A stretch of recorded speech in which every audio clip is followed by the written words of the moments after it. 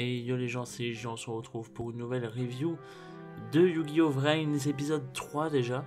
Et cette semaine, un épisode, comment dire, assez riche en informations, mais un épisode assez intéressant, on va pas se le cacher. C'était un épisode vraiment intéressant, vraiment cool. En termes d'animation, c'était pas ça, on va pas se le cacher, l'épisode était pas très beau. Bon, il était pas spécialement moche, mais pas loin. Mais bon, voilà, c'est un épisode qui se prêtait plus au fait, comment dire, c'était plus intéressant que beau visuellement, donc voilà, en même temps, quelque part, est-ce que c'est pas mieux quand c'est plus beau dans les duels? Je vous le demande. En tout cas, voilà. Épisode 3 de Vrains, du coup, la dernière fois on s'était laissé du coup avec, comment dire, avec Yusaku, enfin Playmaker du coup, qui venait de battre un chevalier d'Anoi. Et justement, en fait, là, le chevalier qui a perdu contre Playmaker a essayé en fait de le piéger à moitié en voulant, je pense, s'autodétruire. C'est pas expliqué, mais c'est clairement indiqué, on va pas se le cacher. Et en fait, Playmaker se fait protéger par Ignis, qui apparemment a une sorte de capacité spéciale. Je sais pas si c'est que dans Vrains, je suppose. En fait, il se transforme en une espèce de grand paravent. Je sais pas si on peut appeler ça comme ça, mais c'est une espèce de grand paravent. Et en fait, il le bouffe pour que ça le détruise. En fait, ça détruise son entité de Vrains. Et du coup, paf, il explose pas, quoi. Et en fait, il lui explique que s'il n'avait pas fait ça, Ignis, son corps IRL à Yusaku, aurait subi apparemment de sérieuses séquelles, de sérieux dommages. Et du coup, en quelque sorte, il l'a sauvé. On peut se le dire. Du coup, voilà. Ensuite, on a un petit plan sur Revolver qui explique à Spectre que ça prendra pas longtemps avant qu'il ne connaisse l'identité du Playmaker pour 3 raisons. Ce qui est marrant, c'est que Revolver aussi a à moitié ce tic de 3 raisons à chaque fois.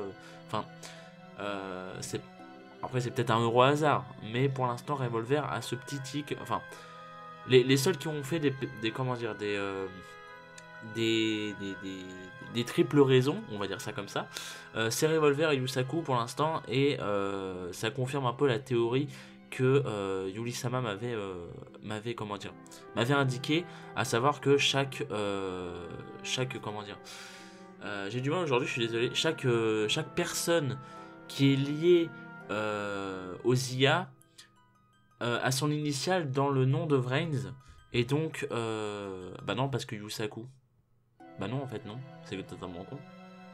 Oui, Revolver, oui, ça peut se comprendre. Revolver serait apparemment du coup lié à une IA. Bon, voilà. Parce que c'est pas en fait, c'est pas le perso principal, donc Revolver, Yusaku, etc., qui est lié au nom de Vrains. C'est apparemment le perso serait lié à une IA, et l'IA aurait une lettre qui est liée au nom de Vrains. C'est-à-dire que par exemple Ignis, il y a le A, il y a le I pardon dans Vrains. Du coup voilà. On verra. Désolé d'avoir mis 1000 ans pour expliquer ça, je me suis perdu moi-même. Désolé. Et du coup, oui, il y a 3 raisons pour que ça ne tiendra pas longtemps l'identité de Playmaker. La première étant que Playmaker déteste les Anoi. Voilà. La deuxième, il explique que ils sont très peu nombreux à posséder des cartes Cyverse. Alors je vois pas pourquoi c'est spécialement une raison, mais pourquoi pas. Et la troisième, c'est que Revolver pense que Playmaker veut l'affronter, et donc ils viendront à se rencontrer tout simplement. Donc voilà, forcément il en profitera pour savoir qui se cache derrière cet avatar du coup dans Vrains. Et du coup voilà.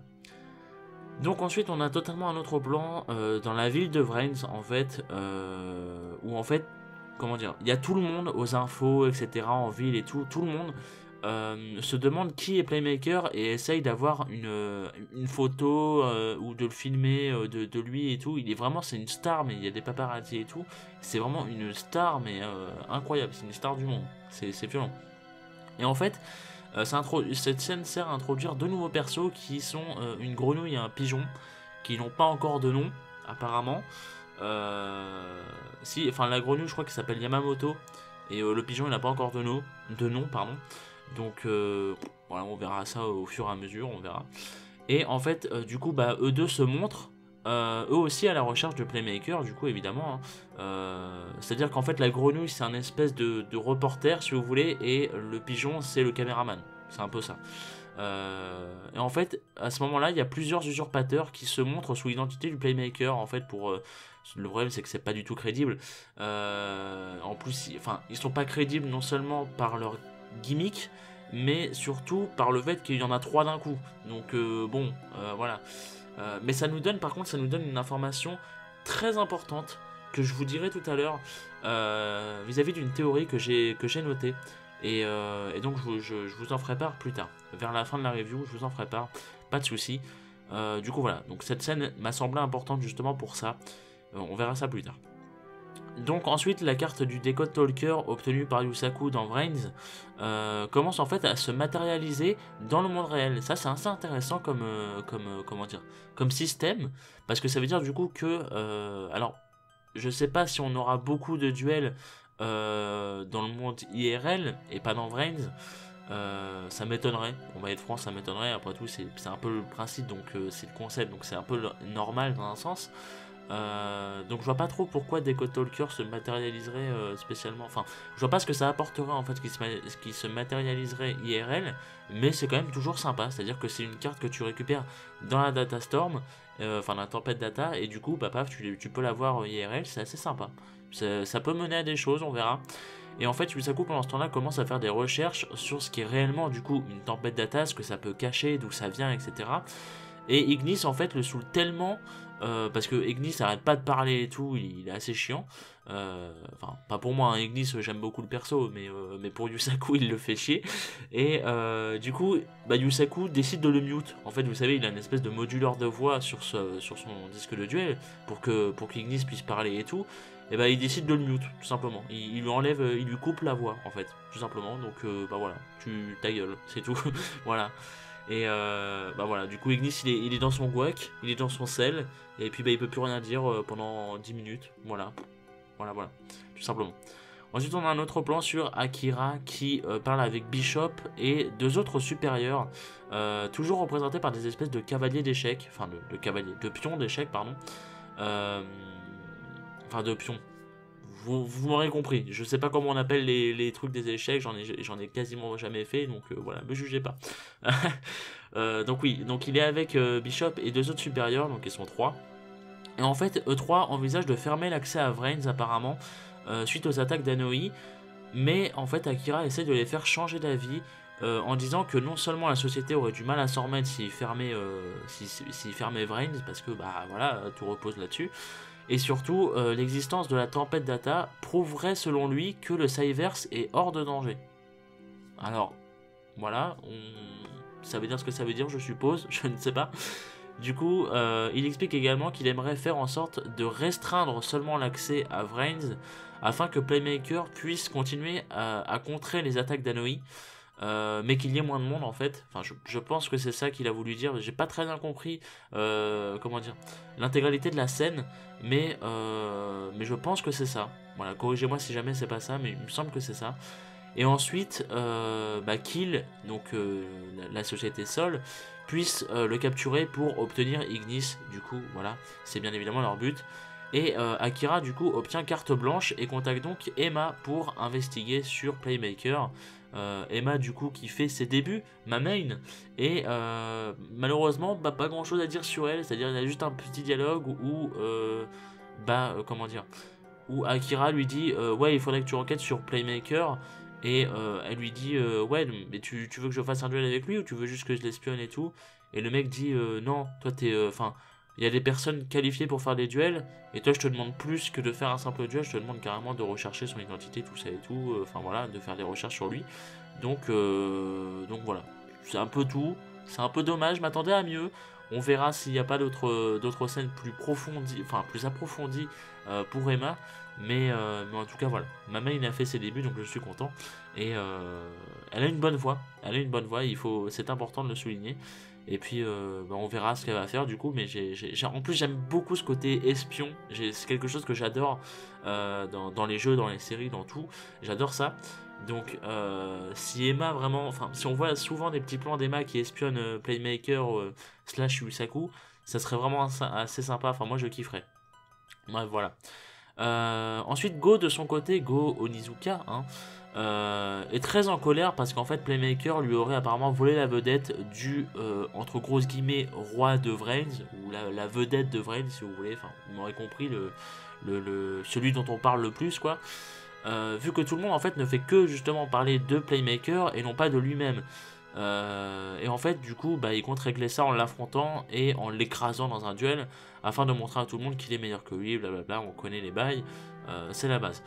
Et donc Akira à ce moment là vient alors le voir pour lui demander de battre Playmaker également, ce qui est assez étonnant parce qu'il a été voir Emma 5 minutes avant, donc voilà.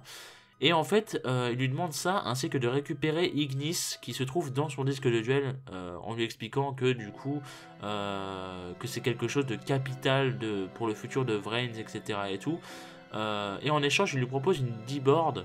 Vous savez, c'est un peu comme les D-wheels, sauf que c'est une D-board pour les speed duels. Et du coup, voilà. Mais contre toute attente, Go refuse son offre, ce qui m'a étonné personnellement. Parce qu'apparemment il ne veut pas être à la botte, enfin il veut être à la botte de personne, c'est-à-dire il veut pas avoir d'ordre, enfin il veut pas recevoir d'ordre, il travaille vraiment enfin pas en incognito mais en indépendant, en solitaire entre guillemets, même s'il a un manager, enfin vous m'aurez compris.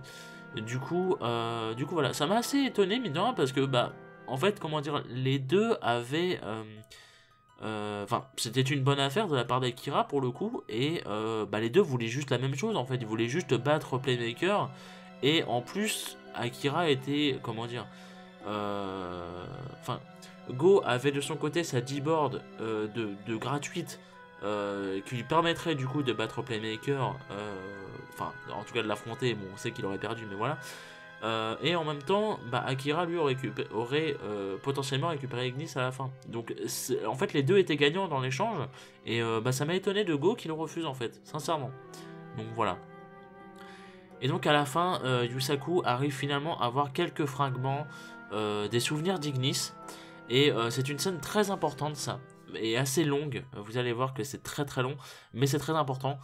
En fait, on peut y apercevoir la scène du début du premier épisode, avec Revolver et tout, qui est dans le Cyverse, etc. Bon voilà. Et Revolver à ce moment-là arrive. Alors, ça n'a pas été, comment dire, ça n'a pas été expliqué, donc c'est une déduction. Ça peut être totalement faux, je préfère le prévenir. Revolver en fait a l'air de sentir plutôt le programme d'Ignis, et il passe au-dessus d'eux avec son dragon. En fait, il y a une espèce de comment dire, de hack mi-dimensionnel, je sais pas trop comment dire ça, c'est qu'en fait ils sont dans le monde réel, hein, et c'est comme si Revolver depuis Vrains arrivait à accéder au monde réel en fait. Donc est-ce qu'il a hacké quelque chose, je sais pas trop. Et en fait il arrive à passer juste au-dessus d'eux avec son dragon. Et en fait Yusaku arrive Yusaku reconnaît du coup Revolver parce qu'il vient de le voir dans un souvenir d'Ignis. Mais Revolver lui il est totalement passé à côté et voilà, il s'en fout. Et selon lui il a perdu la trace d'Ignis, alors qu'il est passé juste au-dessus de lui. Donc bon, voilà. Et en fait Ignis explique que la plupart de ses souvenirs ont été volés par Anoi. Et il explique que l'homme qui vient du coup de passer et qui était dans son fragment de mémoire est Revolver, le chef bien évidemment de Anoi.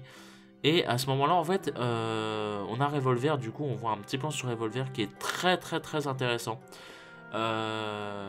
Comment dire, en fait Revolver est dans Vrains et il se fait couper par une espèce d'alarme, du coup il se déconnecte très rapidement de Vrains pour retourner dans le monde réel, hein. Donc bien évidemment on voit pas sa tête, on voit sa silhouette, qui d'ailleurs beaucoup de gens trouvent qu'il ressemble à Yusei. Bon, on va se calmer tout de suite, voilà. Et en fait il est dans le monde réel, il va au chevet de son père, et il explique en fait qu'il compte exaucer son souhait. Et en fait on voit son père dans une espèce de je sais pas du tout comment on appelle ça, c'est ça qui me fait chier, c'est que je sais pas comment on appelle cette chose. C'est un truc spécialement fait pour garder un corps ou un truc comme ça, pour les gens malades, ou je sais pas du tout comment ça s'appelle. Je vous mettrai le screen de toute façon, donc il n'y a pas d'embrouille. Mais puis si vous avez vu l'épisode, vous savez de quoi je parle. Je sais juste pas le nom de la chose, mais voilà. Et donc c'est méga intéressant parce que du coup il fait ça pour son père apparemment, donc ça, enfin, il y a un travail qui est fait vis-à-vis de Revolver qui est assez intéressant, je trouve. Il y a une mise en scène qui est faite sur le perso que j'aime beaucoup pour l'instant, donc on verra. Et donc justement la théorie, les amis, que je vous ai parlé tout à l'heure, je vais la dire maintenant. C'est une théorie en fait assez intéressante, que j'ai lu tout à l'heure, quelques heures avant de tourner la review, qui explique en fait que, enfin, ça expliquerait que le revolver d'il y a 5 ans, donc le début d'épisode 1, était le père en fait de revolver actuel, et que suite au fait que Ignis l'ait piégé dans le Cyverse, son corps IRL serait tombé dans un espèce de profond coma, parce que voilà, je sais pas, il y a des dommages qui se sont faits, enfin voilà, vous connaissez les bails. Et depuis ce jour, en fait, le fils aurait pris la tête de Hanoi, donc le fils qui serait le revolver actuel, avec le nom et l'avatar de son père, vu qu'en fait cet épisode nous apprend, c'est ce que je vous disais tout à l'heure, c'est que ça nous apprend quelque chose de très important, c'est qu'en fait l'épisode nous apprend qu'on peut copier les avatars dans Brains, parce qu'il y a plusieurs playmakers, donc il peut y avoir plusieurs revolvers.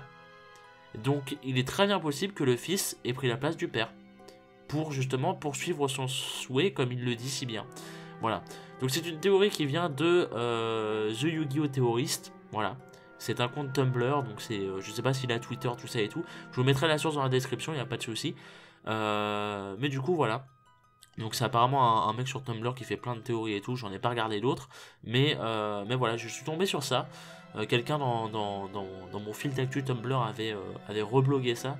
Du coup, je suis tombé dessus et ça m'a semblé assez intéressant. Et donc voilà. Donc si c'est ça, ça serait cramé, du coup, par lui. Mais ça serait assez sympathique, mine de rien. Et ça exploiterait bien les choses qu'on a vues jusqu'ici en seulement 3 épisodes, bordel. Mais ça exploiterait bien les choses.